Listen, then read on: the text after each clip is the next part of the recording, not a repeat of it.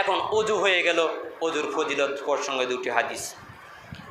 আন উমর ইবনুল খাত্তাব রাদিয়াল্লাহু তাআলা আনহু قال قال رسول الله صلى الله عليه وسلم ما منكم من أحد يتوضأ فيبلغ أو يسبغ الوضوء।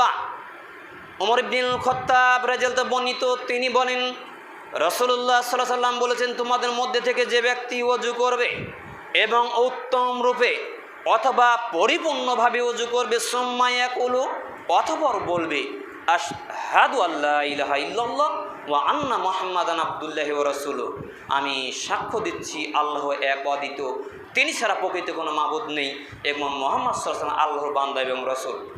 কোন কথা? ওযু করার পরে আরেকটি দোয়া আছে, এটা মুসলিম শরীফে হাদিস বলছি। কোন দোয়া? আশহাদু আল্লা ইলাহা ইল্লাল্লাহ ওয়া আন্না মুহাম্মাদান আবদুল্লাহি ওয়া রাসূলুহু ইল্লা ফুতিহাত লাহু আবওয়াবুল জান্নাতুস সামানিয়া ইয়াদখুলু মিনহু আইয়াশা। রাসূল সাল্লাল্লাহু আলাইহি ওয়াসাল্লাম বলতে তার জন্য জান্নাতের 8টি দরজা খুলে যাবে। সুবহানাল্লাহ, সে যে দরজা দিয়ে ইচ্ছা জান্নাতে প্রবেশ করতে পারবে।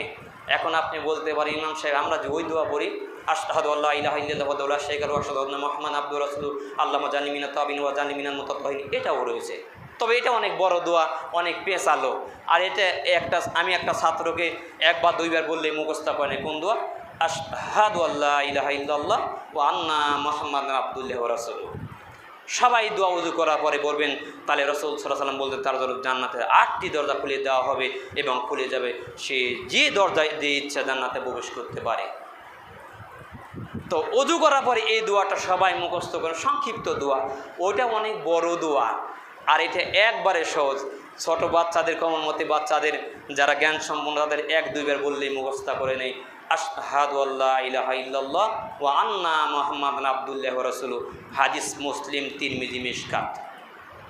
ওটাও বলতে পারেন, ওটা অনেক বড়, তবে এটা ছোট আকারে দোয়া। আরেকটি হাদিসের অনুবাদ ওযু প্রসঙ্গ, ওযুর ফজিলত সম্পর্কে। আন আবু হুরায়রা রাদিয়াল্লাহু তাআলা আনহু قال قال رسول الله صلى الله عليه وسلم على أدلكم على ما يمحو الله به الخطايا ويرفع به الدرجات।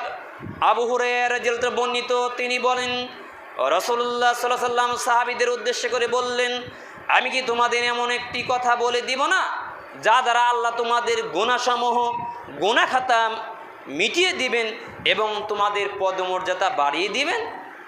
ক্বালু বালা ইয়া রাসূলুল্লাহ, তখন সাহাবীগণ বললেন, হ্যাঁ হে আল্লাহ রাসূল, অবশ্যই বলুন। ক্বালা ইসবাউ উজি আলাল মাকারিহি, তখন রাসূল সাল্লাল্লাহু আলাইহি ওয়াসাল্লাম বললেন, কষ্ট হলেও পরিপূর্ণভাবে ওযু করা। এই কথাটুকুই আমাদের আলোচনার সাথে সম্পৃক্ত। ওয়া কাসরাতুল খুতা ইলাল মসজিদ, 2 নম্বর রাসূল সাল্লাল্লাহু আলাইহি ওয়াসাল্লাম বললেন, এবং মসজিদের দিকে অধিক পদক্ষেপ রাখা। তাহলে মসজিদের দিকে যদি অধিক পদক্ষেপ রাখা হয়, তাহলে কি বাসার সালাত আদায় করা বিধান দেওয়া হলো? কখন বাসায় সালাত আদায় করবেন পরবর্তী জুমার পরবর্তীতে হয়তো শুনতে পাবেন। রাসূল সাল্লাল্লাহু আলাইহি ওয়াসাল্লাম 2 নম্বরে বললেন মসজিদের দিকে অধিক পদক্ষেপ রাখা, ওয়াং তেজারুস সালাতি বাদিস সালাহ, এবং এক সালাতের পরে আরেক সালাতের জন্য প্রতীক্ষায় থাকা, কখন আবার সালাতের আজান হবে, আবার কখন সালাতে যাব। একথা বলার পর রাসূল সাল্লাল্লাহু আলাইহি ওয়াসাল্লাম বলছেন, রাসূল সাল্লাল্লাহু আলাইহি ওয়াসাল্লাম বলছেন ফাযালিকা মুরিবাত, ফাযালিকা মুরিবাত, ফাযালিকা মুরিবাত। রাসূল সাল্লাল্লাহু আলাইহি ওয়াসাল্লাম 3 বার বললেন, এটাই হলো প্রস্তুতি গ্রহণ, এটাই হলো প্রস্তুতি গ্রহণ, এটাই হলো প্রস্তুতি গ্রহণ। তাহলে কষ্ট থাকা সত্ত্বেও পরিপূর্ণভাবে ওযু করা। 2, মসজিদের দিকে অধিক পদক্ষেপ রাখা, তার মানে বাড়িতে সালাত আদায় করা বিধান নেই, কয়েকটা প্রয়োজনে রয়েছে, সেটা অন্য একদিন বোঝাবো। 3, এক সালাতের পরে আরেক সালাতের জন্য প্রতীক্ষায় থাকা। এই 3টি কাজ করলে আল্লাহ তাআলা মানুষের গুনাহ ক্ষমা করে দেন এবং পদমর্যাদা বাড়িয়ে দেন।